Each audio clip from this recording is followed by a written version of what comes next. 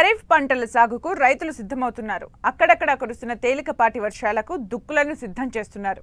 ముఖ్యంగా తెలంగాణలో కంది పంటను సాగు చేసే రైతులు జూన్ 15 నుండి జూలై 15 వరకు విత్తుకోవచ్చు. అయితే ఆయా ప్రాంతాలకు అనువైన రకాల ఎంపిక చేసుకుని సరైన యాజమాన్య పద్ధతులు పాటిస్తే మంచి దిగుబడులు సాధించవచ్చు. ప్రస్తుతం ఖరీఫ్కు అనువైన రకాలు, వాటి గుణగణాలు ఏంటో వరంగల్ వ్యవసాయ పరిశోధనా స్థానం శాస్త్రవేత్త సంధ్యా కిషోర్ ద్వారా తెలుసుకుందాం.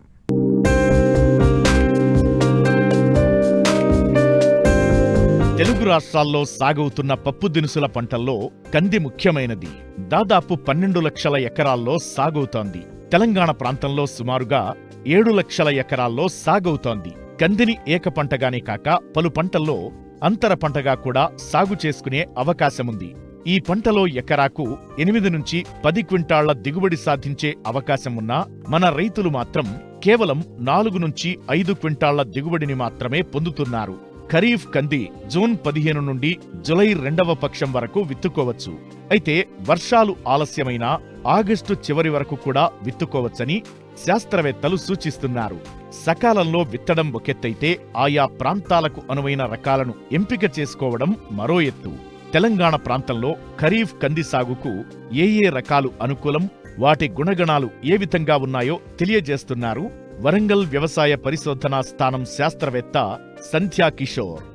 గత సంవత్సరం చూసుకున్నట్లయితే కంది తెలంగాణ రాష్ట్రంలో సుమారుగా 10 లక్షల ఎకరాల పైచిలకు విస్తీర్ణంలో సాగైనది. అయితే ఈ కందిలో సరైన యాజమాన్య పద్ధతులు, అందుబాటులో ఉన్న కొత్త రకాలను వినియోగించుకొని రైతులు సాగు చేసినప్పుడు వర్షాధారంగా కూడా మంచి దిగుబడులు సాధించవచ్చు. కందిలో ముఖ్యంగా మనకు 2 రకాలుగా చెప్పుకోవచ్చు. ఒకటి మధ్య స్వల్పకాలిక రకాలు, అంటే 150 నుంచి 165 రోజుల పంట కాలం ఉన్న రకాలు. రెండోది మధ్యకాలిక రకాలు, అంటే 160 నుంచి 180 రోజుల పంట కాలం ఉన్న రకాలు. అయితే మన తెలంగాణ ప్రాంతంలో మనము మధ్య స్వల్పకాలిక రకాలను ఎంచుకున్నట్లయితే అప్పుడు చివరిలో బెట్టను తప్పించుకొని అధిక దిగుబడులు పొందే అవకాశం ఉంటుంది.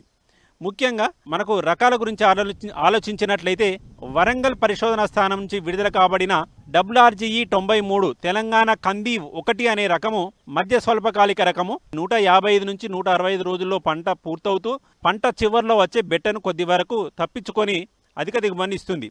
ఈ రకము కొద్దిగా ఎండు తెగుళ్లను తట్టుకొని అధిక గింజ బరువు కలిగి ఉండి సుమారుగా 6 నుంచి 8 క్వింటాలు ఎకరానికి సరాసరిన దిగుబడిని ఇస్తుంది. ఈ రకము మొక్క కింది నుంచి శాఖలు ఎక్కువ మొత్తంలో వచ్చి అధిక గింజ బరువు కలిగి అధిక దిగుబడిని ఇచ్చే రకం. అలాగే వరంగల్ పరిశోధనా స్థానం నుంచి విడుదల కాబడిన ఇంకొక రకము WRGE 97 వరంగల్ కంది 1 అనే రకం. ఈ రకము కూడా 145 రోజుల నుంచి 160 రోజుల్లో పంటకాలం పూర్తవుతుంది.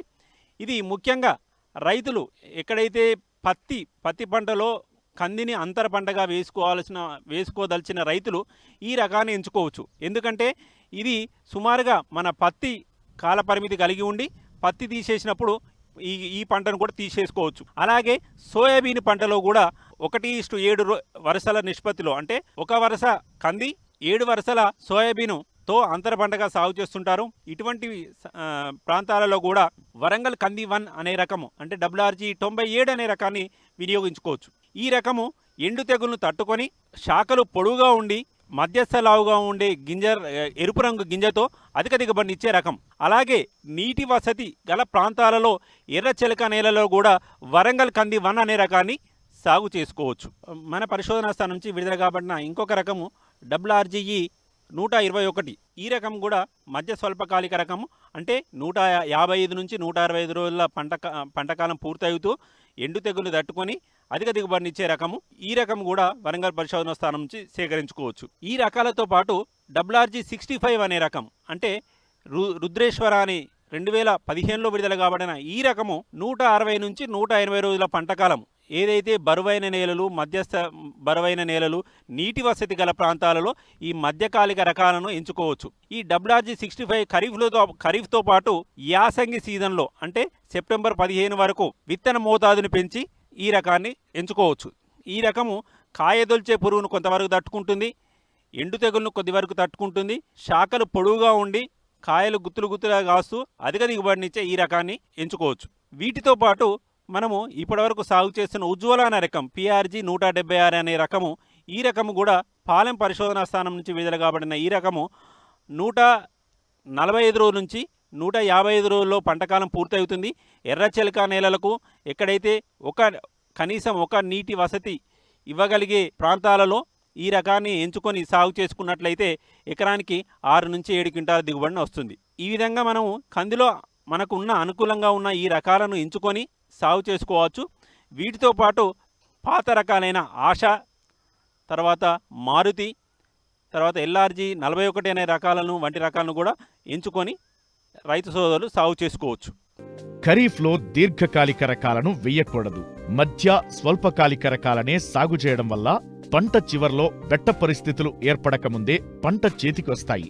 కాబట్టి శాస్త్రవేత్తలు సిఫార్సు చేసిన రకాలను మాత్రమే రైతులు ఎన్నుకుని సాగు చేసినట్లయితే మంచి దిగుబడిని సాధించడానికి అవకాశం ఉంటుంది.